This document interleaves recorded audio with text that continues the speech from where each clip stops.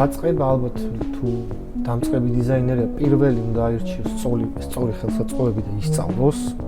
ტიპოგრაფია არის დიზაინის სისტემის ერთ-ერთი მთავარი შემადგენელი. ჩემი მიმართულებებზე რიტეილი, ბიზნესი, solo, ველსი. ამ მიმართულებებს აქვთ თავისი სეგმენტური ფერები. არის საქართველოში ესეთი ჩენელი Facebook-ზე UI UX დიზაინ ჯორჯია. სულ რაღაცას უნდა აწყაპუნოს რა. ესე წავიკითხე წიგნი და ესე არის. იმიტომ რომ თეორიაში სულ სხვა არის და რეალურ ცხოვრებაში სულ სხვა არის.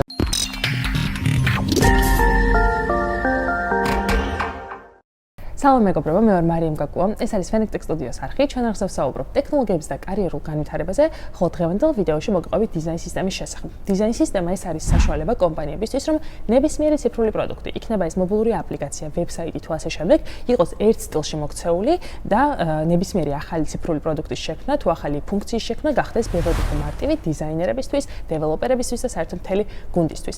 დიზაინ სისტემის შესახებ თქვენ მოგიყვებით საქართველოს ბანკის დიზაინერი თორნიკე კუბლაშვილი, ამიტომაც დარჩით ბოლომდე თუ გაინტერესებთ ეს თემა და არ დაგავიწყდეთ, გამოიწერეთ არხი და ლაიქეთ ვიდეო და კომენტარებში დატოვეთ ნებისმიერი კითხვა რაც გაქვთ. დიდი მადლობა საქართველოს ბანკს ჩვენი არხის მხარდაჭერისთვის და მადლობა ტერმინალს სივრცის დათმობისთვის. აბა, დავიწყეთ.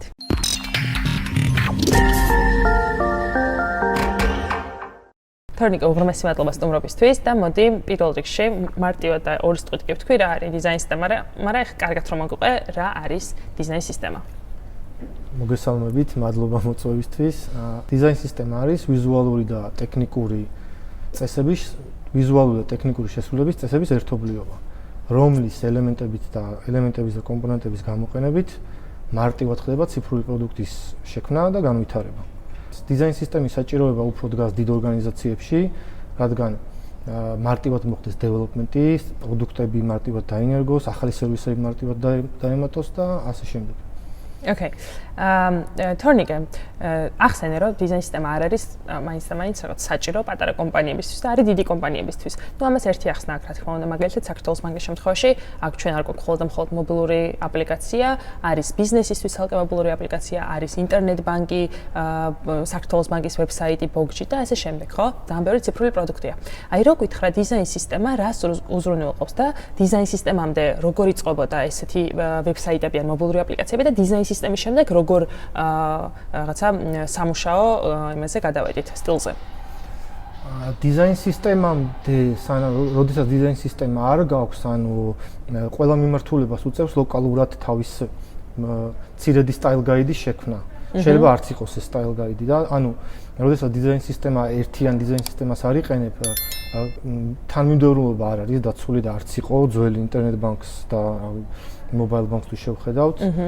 და როდესაც უკვე დიზაინ სისტემაზე გადავედით და ეხაც გადავდივართ, ან ნელ-ნელა მიდის გადასმა, მანდ უკვე მოხდა რომ დრო შემცირდა, დეველოპმენტის დრო ძალიან შემცირდა და თუ შევხედავთ არის ერთიანი ლოგიკა, ანუ ერთიანი კონსისტენცია არის, მაგალითად ფერები, რადიუსები, ტიპოგრაფია, ფორმები და მობაილი და ვები უკვე გამოიყურება როგორც ერთიანი პროდუქტი. ძალიან კაია რომ ახსენე, იმიტომ რომ ადრე მაგალითად ინტერნეტ ბანკის შემთხვევაში ძალიან ბევრი რაღაცა უკავშირი შემოდიოდა მომხმარებლისგან, რომ რაღაცა ინტერნეტ ბანკში და მობილ ბანკში რო შევიდოდა მომხმარებელი, შეიძლება საერთოდ სხვა კომპანიის ის გონებოდა რაღაცა ციფრული პროდუქტი, იმდენად არ იყო დაცული ერთიანობა და დიზაინ სისტემამ ეს მოგცა და ძალიან მაგარია. მოდი, თორნიკე, ეხლა მოვუყვეთ რამდენიმე დიზაინ ელემენტზე, რომელიც დიზაინ სისტემაში შეიქმნა, ხო? პირველი მოდი დავიწყოთ ტიპოგრაფიით. რა არის ტიპოგრაფია და როგორ შემოვიდა ტიპოგრაფიის ელემენტი ჩვენს დიზაინ სისტემაში? ტიპოგრაფია არის დიზაინ სისტემის ერთ-ერთი მთავარი შემადგენელი. ჩვენ დიზაინ სისტემაში ანუ ტიპოგრაფია დასეთაფდა, ანუ გავაკეთეთ რისერჩი, იყო რაღაც კათაფი, ჩვენ პროდუქტებს გავუკეთეთ აუდიტი. იქიდან ანუ იქიდან ჩამოყალიბდა რაღაც ტიპის ტიპოგრაფია და ის ტიპოგრაფია მე იერარქიულად გადავაგდა. ნუ ეს ისედაც იყო, უბრალოდ ჩვენი პროდუქტების აუდიტმა მოგცა ჩვენი ტიპოგრაფია. მაგრამ ტიპოგრაფია არის ერთ-ერთი მნიშვნელოვანი საკითხი, მნიშვნელოვანი ელემენტი დიზაინ სისტემაში, რასაც ძალიან დიდი ყურადღება უნდა მიექცეს, რომელიც უნდა იყოს ერთი რომ ანუ accessibility უნდა კონდეს, კითხვა უნდა კონდეს და ადაპტირებული უნდა იყოს. მაგალითად ვები, პლანშეტი, მობილური და როდესაც ეს ერთმანეთში იცვლება, მომხმარებელს სხვადასხვა გამოსახულება ახლა გამოცდილება არ უნდა ხონდეს. შვენიერი. შემდეგი ძალიან მნიშვნელოვანი ელემენტი დიზაინ სისტემაში არის ფერები. ფერებით ძალიან კარგად შეგვიძლია ველაპარაკოთ მომხმარებელს და რაღაცა ინფორმაცია მივაღებინოთ. აი ხა რო გითხრა, ფერების გამოყენება როგორ ხდება ჩვენ დიზაინ სისტემაში? აქ ვიცი რომ გვაქვს როგორც სეგმენტური ჩაშლა ფერების, ასევე სემანტიკური ჩაშლა და აი ორივეზე რო გითხრა, რა ფერებს ვიყენებთ და რატომ ვიყენებთ ამ ფერებს? სეგმენტური ფერები არის ალბათ სეგმენტური ფერები ნიშნავს ანუ ჩემი მიმართულებებზე რიტეილი, ბიზნესი, სოლო, ველსი ამ მიმართულებებს აქვთ თავისი სეგმენტური ფერები. სემანტიკურ ფერებს რაც შეეხება, ანუ ეს ანუ გლობალური სტანდარტი არის და ნებისმიერ დიზაინ სისტემას აქვს თავისი სემანტიკური ფერები. ასევე აქვს მთავარი ფერები, დამხმარე ფერები, შეიძლება იყოს მესამე დონის ფერი და ანუ ასე შემდეგ. თითოეულ ამ ფერს აქვს ორი ვერსია, ლაითი და დარკის ვერსია. მაგალითად, ჩვენ როგორც ლაითის ვერსია, ასევე დარკის ვერსიაც გვაქვს. შვენიერი. და ბოლოს გადავიდეთ უკვე მესიჯების და ფორმის ელემენტების ნაწილზე. მოგვიყვევი, რა არის მესიჯები დიზაინ სისტემაში, ფორმის ელემენტები და რა ლოგიკა დგას თითოეული გადაწყვეტილების უკან აი ამ ხო მესიჯების და ფორმის ელემენტების გადაწყვეტილებების უკან.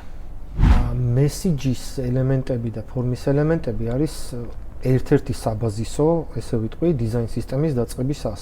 ანუ იმის გარდა რომ ტიპოგრაფია, გრიდები, ფერები დასეტაპდება, პირველი არის basic ელემენტები რა და ესენი არის მესიჯები და ფორმის ელემენტები. მესიჯებში შედის უკავშირი, ვალუტის მესიჯები, საინფორმაციო მესიჯები და ბევრი სხვადასხვა ტიპის მესიჯები არსებობს, რომ ანუ მომხმარებელს ვაძლევთ უკავშირს და მომხმარებელი მარტივად ხვდება მესიჯის ელემენტით, არა ეს არ გინდა. Okay. ფორმის ელემენტები არის ელემენტები, რომლებიც ძირითადად სულ ხდება დიზაინ სისტემაში, არის ღილაკები, ინფუტები, ჩიპსები, მაგრამ ნუ ძირითადი არის ღილაკი და ინფუტები, ესე ვთქვათ რა. სელექტი, ინფუტი, ჩეკბოქსი, რედიო ბათონი, თოგლი, ანუ ამის გარეშე დიზაინ სისტემას ვერ შექმნი. და მოკლედ დიზაინ სისტემაზე მუშაობის დროს, ვინაიდან ყველა ციფრულ არხში გვხვდებოდა ეს ჩასაწერი ველი თუ ვალუტის რაღაცა შემატყობინებელი რაღაცა ელემენტი, იმიტომ რომ განსხვავებული არ ყოფილიყო ყველა ვებსაიტზე და ყველა რაღაცა აპლიკაციაში ერთი კომპანიის ეს ელემენტები, ამიტომაც ერთიანად დაიხატა და აეწყო და დღეს უკვე მოკლედ ნებისმიერ დეველოპერს შეუძლია რომ ესე ლეგოსავით აიღოს ეს ელემენტი, ჩასვას და რაღაცა თავის კონკრეტულ პროდუქტს მოარგოს. თორნიკე, მოდი, ეხლა მოგვიყევი დამწყებმა დიზაინერმა, ან შეიძლება საერთოდ რო არა გამოსცილი ისეთმა სტუდენტმა, რომელსაც ძალიან აინტერესებს მოკლედ დიზაინის სფერო და ციფრული პროდუქტების დიზაინი, როგორ უნდა დაიწყოს? ანუ სად ისწავლოს, მერე პირველი სამსახურზე რას მიაქციოს ყურადღება, როგორ შეკვეთებზე ურჩევ მუშაობას, მერე როგორ უნდა გააგრძელოს გზა და საიდან შეიძლება რომ დაიწყოს და მოვიდეს დღეს მოკლედ ამ ეტაპამდე ეს რომ მოგვიყე რაღაც შეჯამებულად. დაწყება ალბათ თუ დამწყები დიზაინერია, პირველი უნდა აირჩიოს სწორი ხელსაწყოები და ისწავლოს. ან დიზაინ თულებზე მაქვს ლაპარაკი. აი რომ დავაკონკრეტოთ რა ხელსაწყოებს მე ურჩევდი ფიგმას. ნუ იმიტომ რომ ძალიან სწორად ვითარდება და ბევრად წინ წავიდა ვიდრე სხვა თულები და დიდი ორგანიზაციებისთვის ძალიან კომფორტული არის. ანუ ბევრი ისეთი ფუნქცია აქვს, რომელიც სხვას არ აქვს. ოკეი, სწავლობ ფიგმას, შემდეგი. შემდეგ არის ალბათ ნუ ინტერნეტით ურჩევდი სწავლას.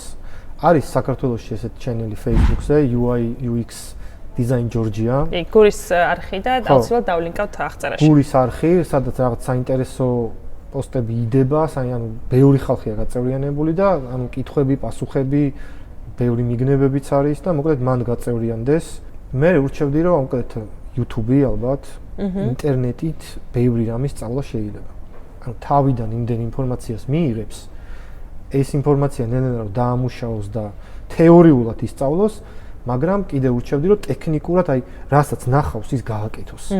იმიტომ რომ ნახავ ესე შეიძლება შეხედო და კი ადვილია, მაგრამ ვერ გააკეთო.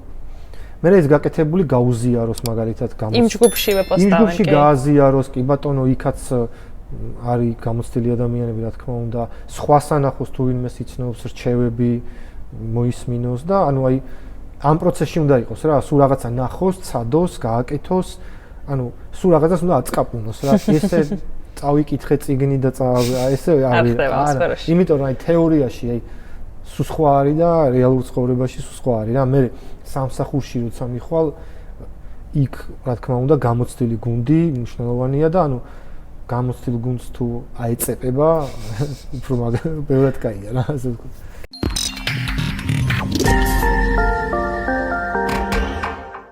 დღესაც სულ ეს იყო მეგობრებო, იმედი მაქვს დაგაინტერესათ ციფრული პროდუქტის დიზაინერის პროფესიამ და დიზაინ სისტემაზე მუშაობამ. არ დაგავიწყდეთ რომ დაალაიქოთ ვიდეო, როდესაც თქვენ ალაიქებთ ვიდეოს შემდგომ სხვა მაყურებლებს უჩნდებათ ხოლმე YouTube-ზე რეკომენდაციის სახით ჩვენი ვიდეოები და სწორედ ასე ვავრცელებთ ტექნოლოგიების შესახებ ინფორმაციას და ამიტომ ძალიან მნიშვნელოვანია რომ ამაში დაგვეხმაროთ. გამოიწერეთ არხი, დაგვიტოვეთ კომენტარში ნებისმიერი კითხვა, რაც გექნებათ ამ თემის გარშემო და არა მარტო, ასევე წამოყვებით ჩვენს Facebook ჯგუფში, სადაც აქტიურად განვიხილავთ ახალი ვიდეოების თემებს და ასევე სამ კითხვებს ძველ ვიდეოებზე და პროფესიონალებით არის სავსე მოკლედ ეს ჯგუფი ნებისმიერ კითხვაზე გიპასუხებთ.